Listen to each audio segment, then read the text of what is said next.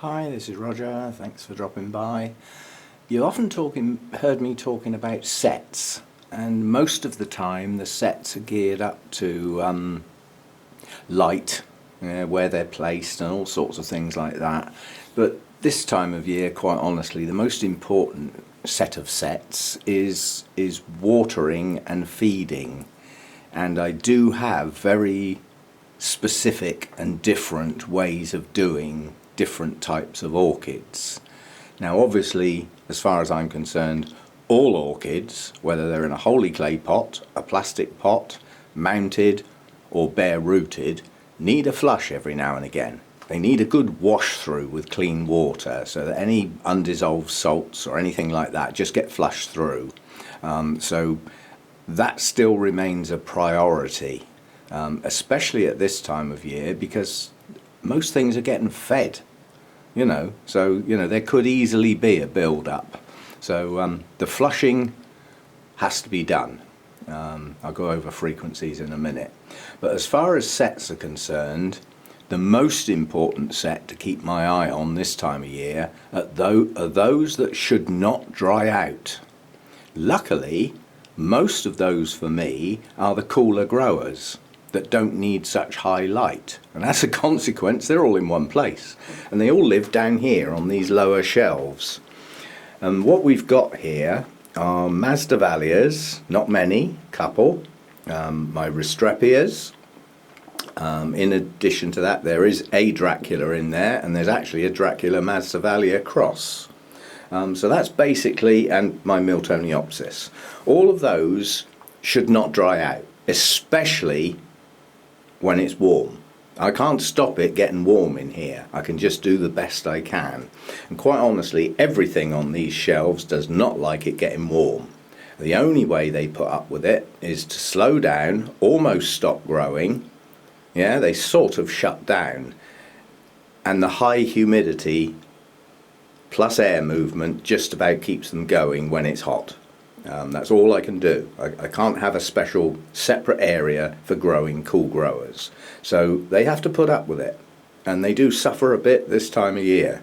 Say the Miltoniopsis will often produce smaller growths for me this time of year, like some people get in the winter. Well, I tend to get them in the summer because they just don't work as well in the heat. And the other ones that come into that category are the Paphiopedilums, lurking up there. They don't come out to play very often because they don't do much.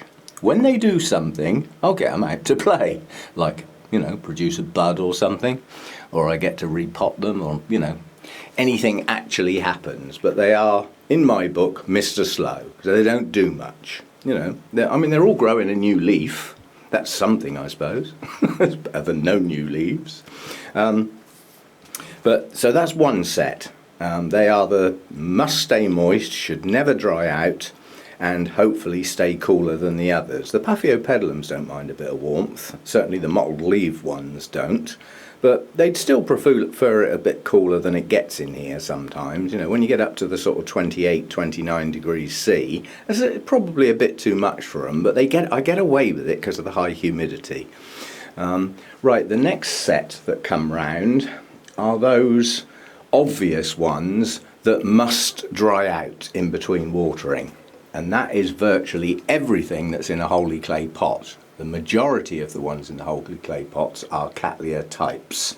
There's some Lalias in there, but it is in the main Cattleyas, and they need to dry off completely, which is why they're in the holy clay pots. The clay takes some of the moisture out of the media, and the media is chunky bark, and with the holes all around the sides, they can dry quite quickly this time of year, as much as 3 days. Yeah. If I get a sequence of dull days, I'll go 4 days in between watering. But when we get a sequence of sunny days and it's warm in here, it goes back to 3 days. So they get absolutely soaked on day 1 and start to dry off during that day. They finish drying off on day 2. Yeah. But if it's dull weather, they probably wouldn't finish drying off on day 2, and that moisture would hold a little bit into day 3, which is why I'd wait for the 4th day. But it's all geared up to temperatures, really. And the time of year, obviously. I'm talking growing season here. I'm not going into winter watering, that's a whole different ball game. Right, next on the list is everything else that's in a pot. Now there are some differences there, simply because of the type of orchid. My Latoria types this time of year should not dry out. And how do I keep them moist longer? Bearing in mind quite a few of my Oncidium types are in this category, and I like to get them almost dry in between watering, yeah? But I don't want the Latorias to completely dry out. So they've all got much smaller bark and sphagnum moss in their media. The media is what I'm using to allow me to water them at the same time as the Oncidium types, because they take longer to dry off with the moss in there and the smaller bark, and they seem to do okay on it. Now if the Latoria types do happen to go dry for a day, I wouldn't try doing it much more than that this time of year, because you slow them up. You know, you sort of put a brake on. But it won't hurt them. They're not going to just keel over and die. Yeah? So that's the way I deal with them. And then there's the mounted ones, which in the warm weather is daily. Simple as that. It's daily. Now, they didn't get watered yesterday because they got a good soak the day before, and yesterday and the day before were both dull days. So those with a bit more moss on them can take a bit longer to dry than a day, and I do want them to dry off in between. Now in amongst the mounted ones is quite an assortment. There's the big Brassia, that's finished blooming now, and I'm seriously thinking that as soon as I see a new growth on that, I'm actually going to pot that, because it's now starting to get so far away from its mount, and it's got so many aerial roots, it's probably not going to hydrate as much as it ought to. I could throw it in the bucket and dunk it, that would do the trick. But that's a different feeding regime for the bucket dunkers. But my Tolumnias are mounted. A lot of the Dendrobiums are mounted, not all of them. My Arengis are mounted. What else have we got? We've got a couple of Miltonias up here, they're mounted. There's a little Oncidium here, mounted. There's this Dinema thing, Polybulbon, that's mounted. And there's even some Cattleyas mounted. These younger ones, I know I'm moving the camera a bit quick. These younger Cattleya ones that came out of the big box, they're mounted. They're all pushing out a shed load of new roots. They're doing fine. New growths as well. So I'm very pleased with the way they've accepted the change of country, the packaging, the temperatures during packaging, and then being thrown on a mount in a totally different environment and atmosphere. So they've come on well. Pleased with those. And then last but not least are the totally bare-rooted, which in fact are 3 Vanders. Yeah, they've got no media whatsoever. Okay, one of them's hanging onto a basket, but that's not media, that's just something to hang on to. They're totally bare-rooted. And they go in the bucket. Simple as that. How long do they go in there for? Till I remember to take them out. Do I worry about how long it is? No. I try and do those, again, same as the mounts, they're on the same schedule. So if we get a couple of dull days, I'll miss watering them a day. Otherwise, every day. They do dry off each day, and they dry off in a few hours, quite honestly, but by dunking them, they do fully hydrate. They do need to stay in there long enough to do that. So those are the types. Have I got anything else mounted that I didn't mention? No. Right. As far as the mounts are concerned, the frequency depends on the weather, but in the growing season now, I like them to totally dry. That could take 2 days, it might only take 1. So that's the thing.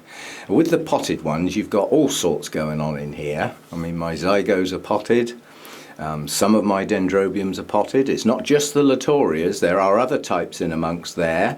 That again, from where they come from, they don't get the cool, dry winter rest. They're continuous growers. Okay, they're going to slow down in the UK winter because it's cooler than they would like. So there's that to take on board. But that's another story. That's winter time. And then most of the rest that are in the pots that I haven't mentioned are oncidiums or intergenerics. My additives come into a totally different class altogether. They're just a totally different orchid. Not difficult, just different. My psychopsis are potted, not that they're doing very well, but they're in pots. So with those, unfortunately, certainly in the oncidiums and intergenerics, you know, things like the odontoglossums and what people call cambrias and all sorts of things. You know, all the names have just gone. Odontodias, oncidesas, there's a million, and half of those names are made up anyway. And a lot of them have had, one of the intergenerics has changed genus. So strictly speaking, the intergeneric isn't really, it doesn't stand up anymore. You know, it needs a new one or something. Sometimes you get an intergeneric, which is 3 genus, yeah? And you get something like an odontoglossum that becomes an oncidium, which went with another oncidium and something else, like a brassia. Well, if there's 2 oncidiums in there, it's not an intergeneric anymore, it's a hybrid. Because there's only 2 genus left. And that will happen quite often. It's happened a lot with the Cattleyas. You've got the BLCs and the SLCs and the SCs. Well, Sophronitis has virtually been totally reclassified, so the S has gone. And quite a lot of the Brassivolas that went into, that's the B element, that didn't come out right, a lot of those have been reclassified. So, you know, those initials are no longer true. A lot of the Lalias were reclassified, the L portion, and even some of the Cattleyas are now called something else. So those initials are almost redundant, quite honestly. But if that's what they were when I got them, then that's what I stick to. Anyway, the watering frequency with those is geared up to how fast the pot's dry. This time of year, that's about a 5-day cycle. Sometimes 6, sometimes even 7. If we've had a whole sequence of dull, miserable days, they're not going to use that moisture up so quick. Now, as far as feeding is concerned, this lot down here, they're easy, because they get next to none. I'm not joking, they really do get next to none. They get incredibly low levels of feed. Yeah, I'm looking at sort of a TDS of somewhere between 60 and 80. And that's maximum. Occasionally I might oversploop the feed and go up to 90, but that's it, that's as high as they ever go. And with these, in between virtually every feed is a flush, because none of these like salt buildup whatsoever, and they're all incredibly low feeders. Yeah, so that's what I do with those. They get one feed with a higher pH, and I do go a bit higher than the 6.5 for that one. Why? Because they've got moss in them. Some of them are even growing in moss, and moss will drop your pH. If the water stays in there more than a day or 2, your pH in the pot will drop. So I start higher for these, yeah? Sort of around 6.6, 6.7, 6.6, 6.7. And then after they've had that feed, they get a flush. And then the next feed they'll get will be a lower pH, but not as low as some of the orchids, because again, the pH will react in the pot. So I'll bring their next feed down to around sort of 6.1, maybe 6.2, and then the pot will do the job for me. All of these are going to take in nutrients incredibly slowly, which is why they don't get given much. And their roots react badly to getting any form of salt build-up, so that's why they get the flush in between each watering. Right, back to the mounted ones then. How often do they get flushed? They still get flushed, but nowhere near as frequently. Now, as far as feeding my mounts are concerned, if they're on a mount, I don't care what sort of orchid they are, I'm not mucking about with individual orchids. So if it's a mounted orchid, it's going to get treated the same, whether it's a Tolumnia, a Dendrobium, an Aurangis, a Miltonia, no matter what it is, they're going to get treated the same as far as watering and feeding is concerned. My feed levels for the mounts are around a TDS of about 120. That's about as high as I go. If it goes to 130, I don't cry and start mixing up a new batch. It'll do. I'll even allow a 140 if I oversploop, but I like to aim about the 120 mark. Now if you started with a flush, which they've just had today in fact, then from that point they will get a feed at a higher pH. Yeah, so around the 6.4, 6.5 mark. TDS already said. So that's that feed done. And what I'm doing this year for the first time is in amongst that feed will be a few drops of the CalMag, just to give that calcium a bit of a boost. I'm not sure the magnesium needs a boost, but the calcium certainly seems to be pushing out stronger growths and they're growing faster. So I'm going to continue with it at least for the growing season. So what I do, if I'm aiming at 120, then what I'll do is mix up my feed to about a TDS of 100 or maybe 105, and then I put a few drops of CalMag in to take it up to the 120. It's the maximum level I'm after. Yeah, that's the bit I don't want getting too high. So that will be my high pH feed. They'll then get followed by a low pH feed. Now that I'm quite, with the mounts, because they don't, you know, a lot of them have got hardly any moss on them, so they don't hold on to much. I'll take that down to sort of 5.8, 5.9, the lowest I ever go. And they'll get one of those. And then the next one they get, this is 3 on the trot mind, the next one they get will be in between the 2. And that's my backup one, my just in case. So I'll put one in at about 6.1, 6.2, something like that. And then by then they're due to come round to a flush again. So that will be my cycle for the mounts. And quite honestly, the cycle for the pots is exactly the same. It just takes longer to do. So they don't get the variety as frequently as the mounts do, but they still get a similar thing. They still get a flush, and then they'll get a feed, same level. I don't go high. I still feed at about 120 for the pots, maybe 130, max 140. And those variables are nothing more than getting the sploop in the water slightly wrong, and I can't be asked to actually adjust it. Otherwise, I aim at about 120. And again, with the pots, I'll put the feed in to around 100, 105, and then a couple of drops of CalMag to take it up, just to top that up. So they'll get a high pH, they'll get followed by a low pH, yeah? Then with those, they'll either get a flush, or they'll get another feed.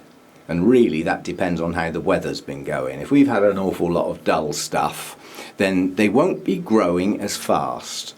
So the flush will come round a bit quicker perhaps. These are variables, this is not tablets of stone and all that, you know.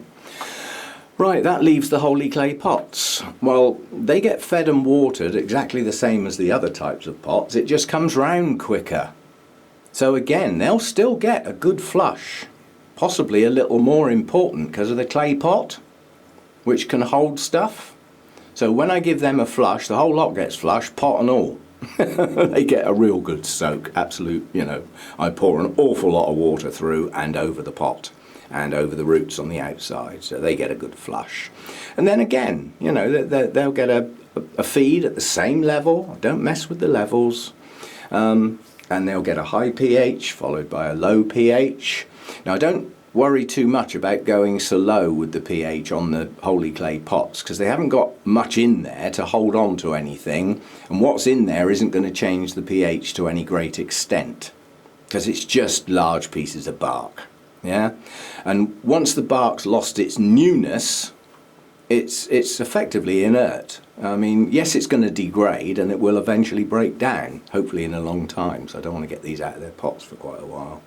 So yeah, same sort of regime for the holy clay pots, just at a faster frequency than the ordinary pots. And that's really it, apart from the bucket dunkers. And what I do with them is a bit naughty, because tomorrow I will be getting the RO unit out.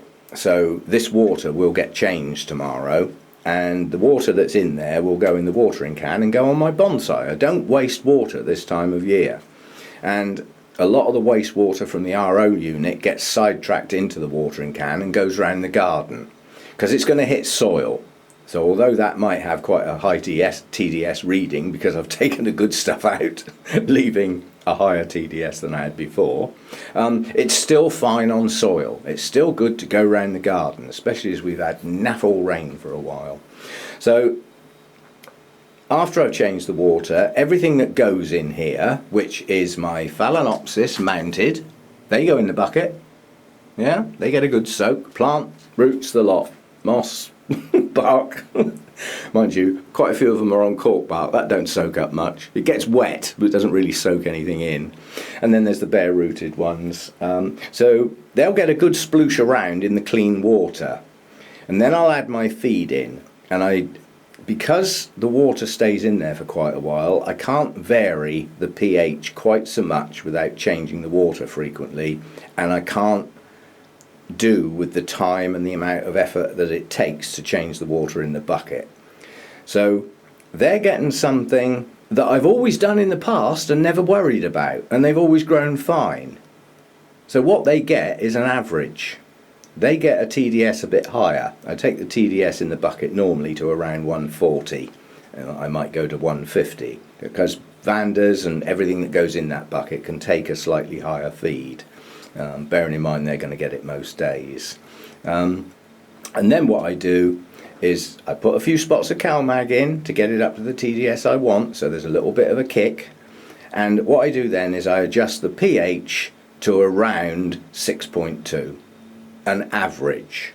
Now you have to bear in mind I fed for years without messing about with pH and nothing died, but I can probably say by the end of this season definitely whether or not they weren't growing as well as they are this year when I am taking the pH into account and using the CalMag during the growing season. But till I get to the end of the season, I'm not prepared to make a statement, if you see what I mean, because I could be talking out of the proverbial. But anyway, so that's the bare-rooted stuff that goes in the bucket. That's my Rancoredes Bangkok Sunset. That's chucking out yet another new leaf. Top on that's growing really well. The bottom ain't pushing out many new roots. I think it's done 2 in the last 6 months.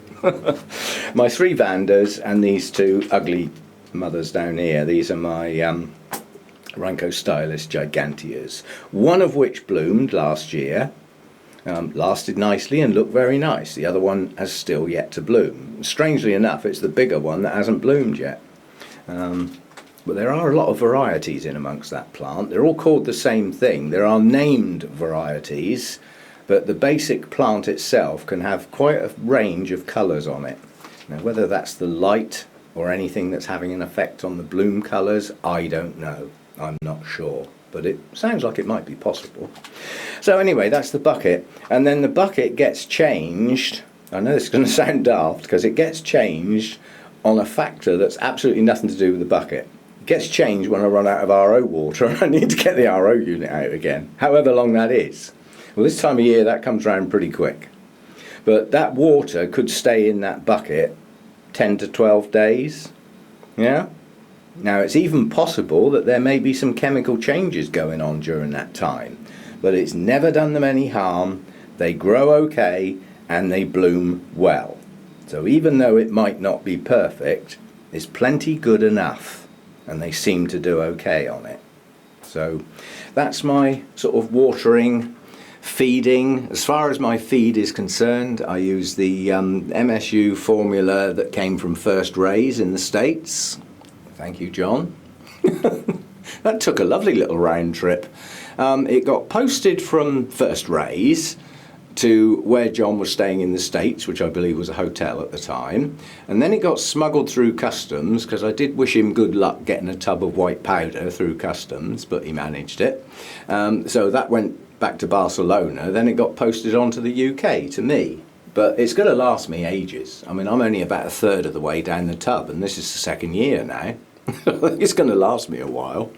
As long as it's kept dry and sealed tight in the tub, in its dry state, it will last indefinitely. So I've got no worries with that. And as I said, the only other thing I do is add a bit of CalMag in very small amounts. Occasionally I might do a complete CalMag feed on its own. If I do that, I use a TDS of around 70 or 80. I don't want that going up too high on its own.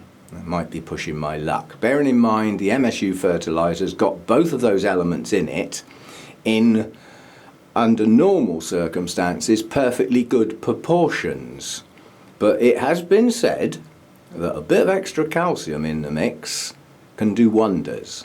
Well, at the end of the season, I'll let you know. But so far, so good. I can safely say that. So far, so good, and definitely no harm. So I'm quite happy to do that. So that's it. That's what I do. But don't forget, all of those frequencies and everything are geared up to my environment. And also the speed at which my orchids grow is geared up to my environment. You can't just take that set of figures away and just blatantly use it like if you're growing in a home or something like that. Or, I know it sounds daft, but this is not a greenhouse. It is attached to the house. It has one side that no light comes in from. Yeah? And it gets air from inside the house when the door's open, like now when I'm stood in it. So you have to apply these things with a bit of logic and a bit of common sense. You know, if somebody says I water my plants every 5 days and they're in a greenhouse that never drops down below 22, 23 degrees but has very high humidity, your chances are exactly those same plants taken out of that environment and put on a windowsill or in a conservatory will need a totally different set of treatments. The watering frequency is going to change, the rate at which the water progresses through the plant and evaporates out of the leaves, that all changes. The light levels are probably going to change. So you've got to adapt these things. And what I'm doing is adapted and evolved over a lot of years. This is where I've ended up. It didn't start like this. And I can remember when I first started, because of the temperature out here, I used to be out here watering nearly every day till I realised I was watering soggy plants and stopped. So you have to adapt, and you have to just use a bit of common sense. But it's mainly geared up to, should this plant ever dry out? If the answer's no, then you need to water it frequently enough to stop that happening. Yeah? If it should totally dry out and then get a good soaking, again, you've got to look and see what's going on in the pot. And then there's all the rest that, you know, get watered when either almost dry or dry for a very short period of time. So that's how I do it, and it seems to work okay in the majority of cases. I got a few orchids that just don't seem to do as well as some of the others. Now that could be because they're in that regime of watering and feeding, and they shouldn't be. But I haven't got the time or the patience to start singling out individual plants. Indirectly, this is how I weed out the ones that were bought, probably because they had a pretty bloom on them, that don't do so well in this environment. Well, what I want left after those are gone, brown bread, or given away, or sold, or whatever, is the ones that do well in this environment. And then my life's easier. So, see you next time. That may be a bit much for some people.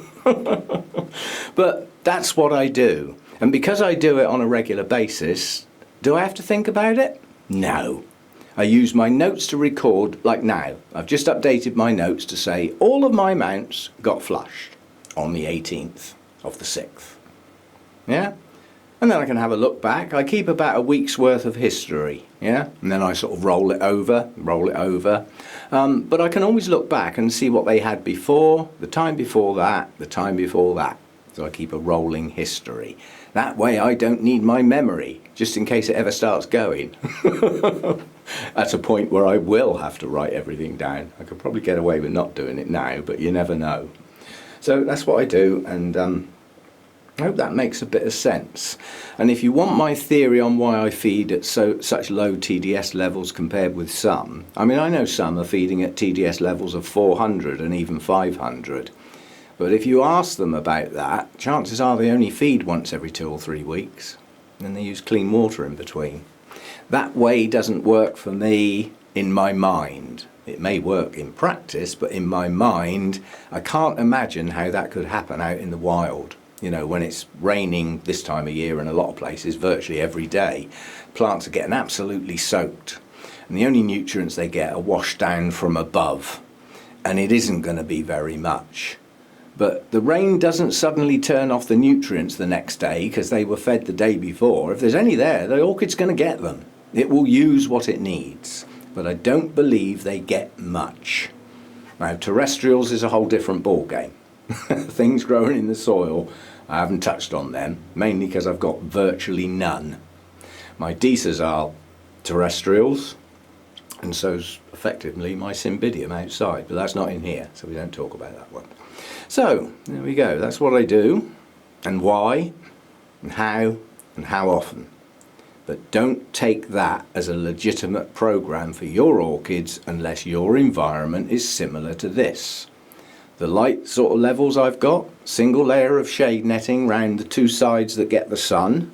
Yeah, the sun hasn't even got round here fully yet, and what is it? 10:45 in the morning, and it hasn't even got across to here yet. It's only just coming across here. And bearing in mind it got light at about 4:30 this morning, they haven't had any sun on them yet. It's late in the day for them. But from now on, until the sun sets, these two sides will be in the sun through the shade netting. And because this time of year the sun's high in the sky, as it comes round, so's the roof. That's got a high level of light coming, beaming down on it basically. Now that's got opaque polycarbonate, a layer of bubble wrap which went on one winter, and I decided that it can stay there. That's why it's there, not because I need it, it's there for the winter. Can't be bothered to take it down and put it up again. And then up above that on the outside is a layer of shade netting that cuts across here. And the reason it cuts across here is so that for part of the day the Vandas get that extra level of light without that shade netting. That's all that's for. Yeah? So that's how my light gets in. The light level on this edge is a lot lower. There's two wooden panels there. There's not a lot of light gets through that. But then there's glass here, and nowadays that panel of glass is gone because I've got my cloth there for filming orchids. But this time of year, late in the evening, just through that little gap there, the sun comes round. So this glass here, not this one, it's too low, but this one here does actually get direct sun through it with no shading. But it's down to about here, so it very rarely hits those plants. And bearing light levels in mind, where are we now? Looking at my little chart, we are up to 16 hours and 29 minutes. And it will stay around that value for a few days now until we come out the other end of the equinox, when slowly but surely it will start going down. But it is slowly at first, at least a month's worth of not much change. And then it starts to speed up a bit, so the length of the days will shorten. The height of the sun in the sky gets lower. Yeah, so watch your windows. A window that may not have got the sun because of a little bit of an overhang where it's so high in the sky, suddenly is in full sun. So watch out for your sun through your windows. Don't get caught out. Usually happens sometime during August and towards the end of the August, where a window that's been shaded all through the peak of the summer suddenly starts getting sun on it, and it's still strong in August and September. Well strong enough to burn plants. So that's how it all works. As I say, I keep my humidity high. I chuck water all over the floor in the mornings and several more times during the day if the environment starts to change. And the environment changes when the temperature reaches 24. These two kick on. Yeah, and they're on the number 2 setting at the moment, which is quite a strong blast of air, quite honestly, but it helps keep the temperatures down and keep the leaves cool. That's what it's there for. And when the temperature reaches 26, 27, that kicks on and sucks the hot air out, and the cool air is replaced by that one down there. But when it's hot outside, the air that's coming in is hot, so it's difficult cooling it down in here. This time of year I have trouble keeping it as cool as I would like, and in the winter I stop it getting cooler than I would like with a heater. So that's another story and another time. And once that extractor fan kicks on, it starts to suck out my humidity, and that's when the foggers kick on. And there's a pair of those, including a shiny new one, that help keep the humidity up and balance it as best it can. And with the extractor and the inlet fan on, and relatively low humidity outside getting brought in, the foggers will work hard. But they, you know, at 27, 28 degrees, I can still maintain about 60% humidity, which is good enough. It's not bad. I'd like it at 70. But, you know, if I stop sucking the warm air out, it'll be up to 34 in here. And then stuff starts getting seriously stressed, and things like this would probably be brown bread and keel over, because they just wouldn't cope with that, I don't think. But I'd rather not try. So there we go, chatty one about stuff, and I'll see you next time.